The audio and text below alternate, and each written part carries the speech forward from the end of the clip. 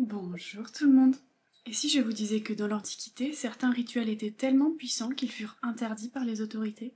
Des cérémonies secrètes qui promettaient protection et pouvoir, mais à quel prix?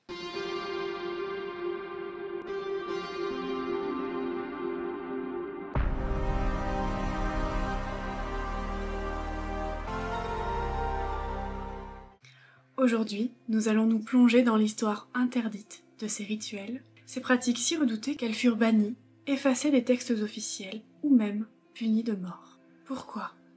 Quel secret renfermait ces incantations et ces objets rituels? Installez-vous, car nous allons remonter le temps et explorer ce que l'histoire a tenté d'enterrer.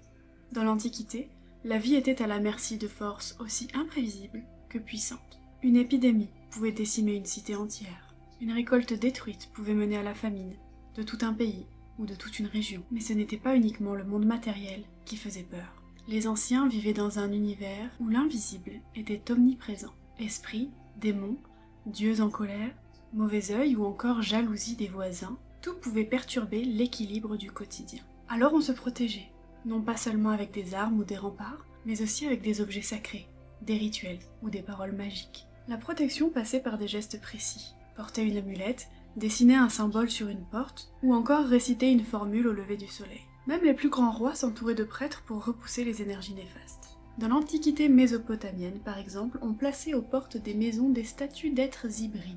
Ces créatures, appelées les lamassus, étaient des êtres mi-hommes, mi-taureaux ailés. Elles étaient censées repousser les forces du chaos. On les croyait capables d'effrayer les démons invisibles qui rôdaient autour des maisons. Les Assyriens, par exemple, enterraient des tablettes protectrices fabriquées en argile sous les seuils de porte. Sur ces tablettes étaient inscrites des malédictions pour quiconque qui tenterait d'entrer avec de mauvaises intentions. Rendons-nous maintenant chez les Égyptiens, où magie et religion étaient absolument indissociables. Le mot même pour magie, Eka, était aussi un principe divin. Il ne s'agissait pas de superstition, mais d'un savoir sacré, transmis par les dieux aux hommes. Les prêtres magiciens, par exemple, connaissaient les secrets du livre des morts, un ensemble de formules à réciter à des moments précis afin de protéger l'âme durant son voyage dans l'au-delà. Mais la protection était aussi physique. Des amulettes en jaspe, lapis lazuli ou turquoise, souvent en forme d'œil d'Oudjat ou œil d'Horus, étaient placées sur les momies pour les protéger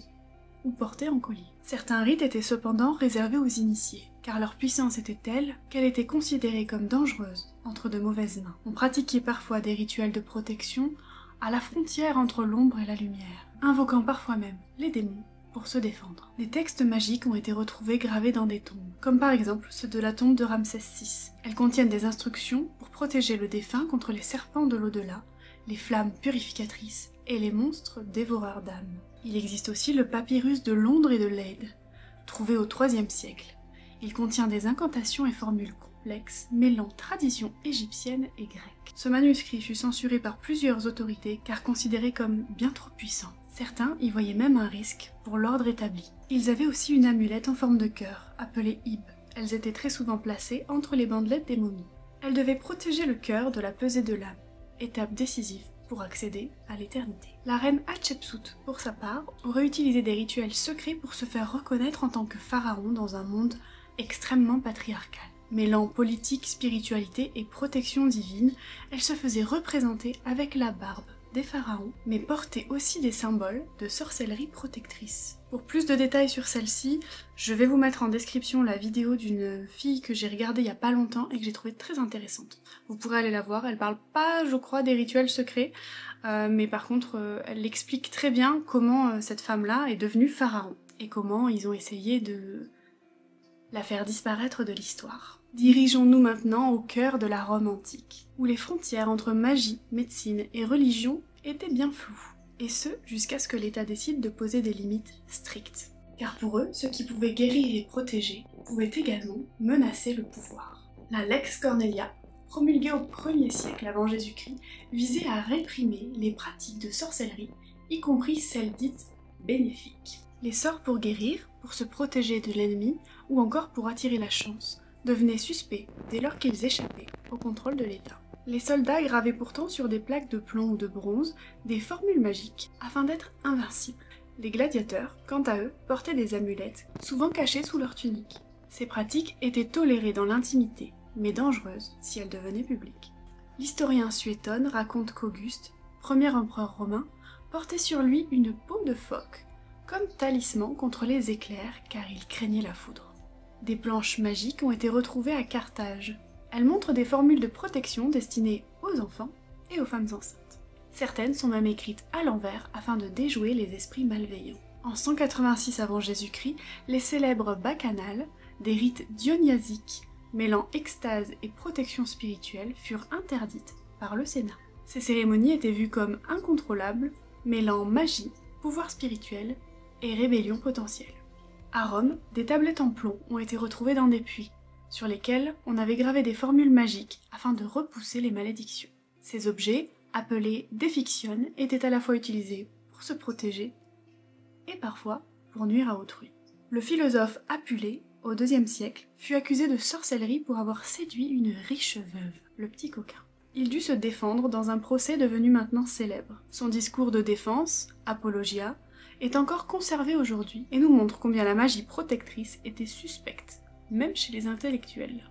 Dirigeons-nous du côté des Celtes. Chez eux, la nature était vivante. Chaque forêt, chaque rivière avait un esprit. Les druides, véritables gardiens du sacré, pratiquaient une magie très différente des civilisations méditerranéennes. Elle était orale, intuitive, liée au cycle de la lune et aux plantes. Le gui, cueilli lors de cérémonies spécifiques au solstice d'hiver, était considéré comme un bouclier vivant. Il ne fallait ni le toucher à main nue, ni le laisser tomber au sol, sous peine d'annuler son pouvoir. Les guerriers recevaient des bénédictions secrètes, des tatouages de protection ou portaient des objets consacrés. Mais tout cela a été perçu comme subversif par les Romains, puis par les premiers chrétiens. En interdisant les rites druidiques, ils cherchaient à anéantir une forme de résistance spirituelle. Le chaudron de Gundestrup, retrouvé au Danemark par exemple, représente des scènes mystiques liées à des rituels de résurrection et de transformation. On pense qu'il était utilisé dans des rituels druidiques de passage et de protection. Certaines tombes celtes contiennent des griffes de blaireaux ou des crânes d'animaux sacrés. Ces objets étaient censés protéger l'âme du défunt durant son voyage. En Irlande, par exemple, la légende du druide Cathbad raconte qu'il prédisait l'avenir et qu'il protégeait le roi Conchobar à l'aide de sorts et d'enchantements. Il fut longtemps vénéré comme un mage et un conseiller sacré, jusqu'à ce que les moines irlandais réécrivent les récits en le diabolisant. Anecdote, Jules César disait des druides, par exemple, qui connaissaient les secrets du ciel, de la terre et des dieux. Une manière détournée d'avouer leur pouvoir et d'avouer sa crainte. Alors, pourquoi interdire ce qui les protégeait? Pourquoi condamner des gestes qui avaient pour seul but de préserver la santé, la fertilité ou l'harmonie? Parce qu'un pouvoir religieux ou politique ne tolère pas la concurrence. Pendant des siècles, les rituels de protection étaient ancrés dans le quotidien. On bénissait les semences, on chantait pour éloigner les maladies, on portait des amulettes cousues dans les vêtements. Mais à partir du moment où ces gestes ne passaient plus par l'autorité religieuse dominante, ils devenaient suspects. Avec l'expansion du christianisme dans l'Empire romain, une nouvelle logique s'impose. Tout ce qui ne rentre pas dans le dogme est assimilé à de la sorcellerie. Ce qui protégeait hier devient ce qui menace aujourd'hui. On passe de la protection divine à la tentation démoniaque. Prenons l'exemple de l'empereur Constantin au IVe siècle. Lorsqu'il adopte le christianisme, il cherche à centraliser la foi et le pouvoir. Et pour cela, il interdit les rites païens privés, en particulier ceux avec des incantations, des offrandes ou des chants rituels. L'idée, c'est de supprimer toute spiritualité indépendante, surtout si elle offre des protections que l'Église ne contrôle pas. Son successeur, Théodose Ier, va encore plus loin. Il ferme les temples païens, interdit les sacrifices et fait disparaître les fêtes populaires liées aux saisons, même celles qui avaient pour but de protéger les récoltes ou les foyers. Ces gestes simples, comme allumer un feu au solstice ou verser du lait à la terre, deviennent des rites païens et donc hérétiques. L'Église, à son tour, va condamner ce qu'elle ne maîtrise pas. Au concile d'Elvire, en Espagne, toujours au IVe siècle, on interdit aux chrétiens d'assister à des rituels païens de protection, sous peine d'excommunication. Pourquoi? Parce que ces pratiques restaient puissantes dans l'esprit du peuple. Elles fonctionnaient, elles rassuraient, et elles représentaient une autorité spirituelle parallèle. À partir de là, beaucoup de gestes protecteurs deviennent illégaux ou diabolisés. Je vais vous donner quelques exemples concrets. Faire brûler des herbes dans une maison ou un champ pour éloigner le mal est perçu comme un sacrifice païen. Il fallait désormais utiliser de l'eau bénite. Tracer un symbole autour d'un berceau ou accrocher une amulette au-dessus de la porte était considéré comme un charme magique interdit. Pareil, l'eau bénite était préconisée. Chuchoter une formule ancienne pour éloigner le mauvais œil était suspecté d'être une invocation démoniaque, surtout si c'était dans un dialecte local. Même bénir un animal ou un champ soi-même sans prêtre pouvait être vu comme de la superstition. Mais certains rituels allaient encore plus loin, à la frontière du religieux et du social. En Grèce antique, par exemple, il existait un rituel appelé pharmakos, mot qui signifie à la fois remède et bouc émissaire. Lors de crises comme une peste ou une famine, on choisissait une personne marginalisée, souvent un mendiant ou un criminel, et on le chassait de la cité. Parfois même, on le tuait pour purifier la communauté. Ce rite de protection collective est ensuite interdit par les pouvoirs impériaux, trop violents, trop archaïques, mais aussi trop éloignés du contrôle religieux. Et pourtant, beaucoup de ces rituels ont survécu jusqu'à aujourd'hui, mais déguisés. Ce que l'Église ne pouvait pas éradiquer, elle l'a souvent récupéré. Les prières contre le mauvais œil sont devenues des bénédictions chrétiennes. Les feux de Beltane sont devenus les feux de la Saint-Jean. Les offrandes aux esprits de la terre se transforment en processions de saints protecteurs dans les champs. Le rituel reste, mais sous une autre forme. Ce n'est plus la nature, les ancêtres ou les esprits qui protègent, c'est désormais le Dieu unique, à travers ses représentants officiels. Ce qu'il faut retenir, c'est que ces interdictions ne visaient pas la protection elle-même, mais ses pratiquants. Et dans l'ombre, malgré les bûchers, malgré les menaces, les gestes anciens ont continué à vivre. Dans les campagnes, les secrets de famille, dans les chuchotements au coin du feu. Ce qui est beau avec les rituels de protection, c'est qu'ils n'ont jamais vraiment disparu, ils ont changé de nom, changé de forme, changé de code. Mais l'intention, elle, est restée la même. Se relier au subtil et se protéger. Et nous l'utilisons encore de nos jours. On allume l'encens pour nettoyer les énergies, on pose une pierre de protection près de notre lit, on porte un œil bleu contre le mauvais œil, on fabrique une jarre d'intention avec des herbes. Tout ça peut sembler tendance ou nouvel âge, mais ces gestes ont des racines millénaires en réalité. Que ce soit dans la spiritualité moderne, dans la Wicca, dans les pratiques chamaniques ou encore dans les rituels que vous voyez sur TikTok, on retrouve partout des fragments de ces anciens savoirs. On appelle alors l'énergie, on invoque des protections, on utilise les cycles lunaires, les éléments, les directions, les symboles, exactement comme le faisaient les prêtresses d'Isis, les druides celtes, les mages mésopotamiens ou les femmes des campagnes reculées d'Europe. Et parfois on en fait même sans s'en rendre compte. On touche du bois pour conjurer le sort. On porte une pierre ou un bijou qui nous rassure. On allume une bougie avec une intention ou une prière.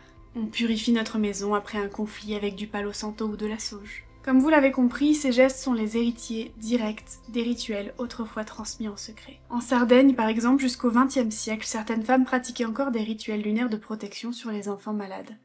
Elles traçaient des signes dans l'air autour de leur tête, murmuraient des formules transmises de mère en fille, mais toujours en secret. En Grèce, le rituel du desli contre le mauvais œil existe toujours.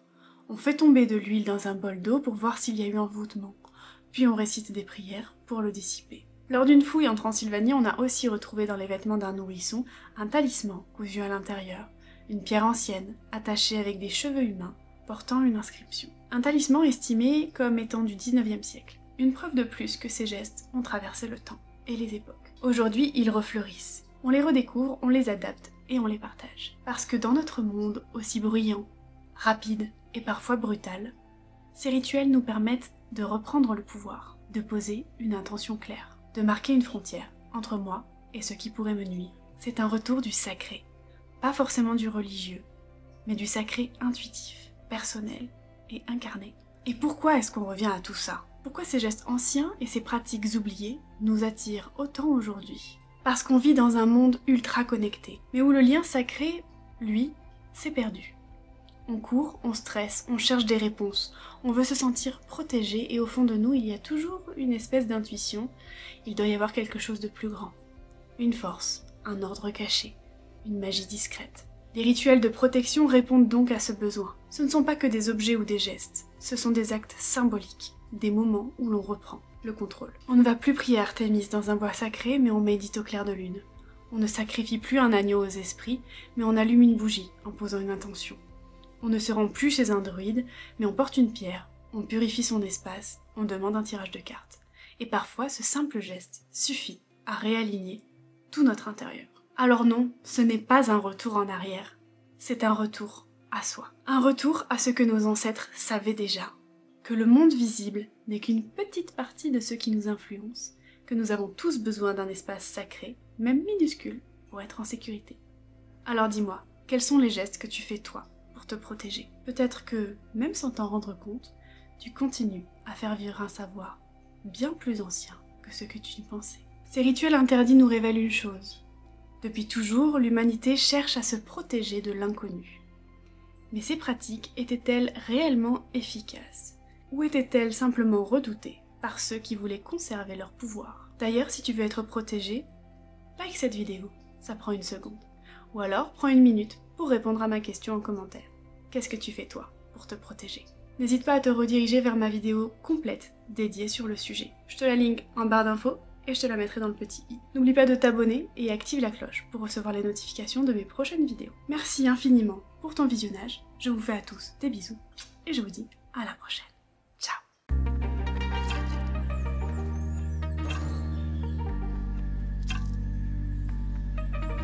Aujourd'hui, nous allons nous plonger. Oh, mais tais-toi.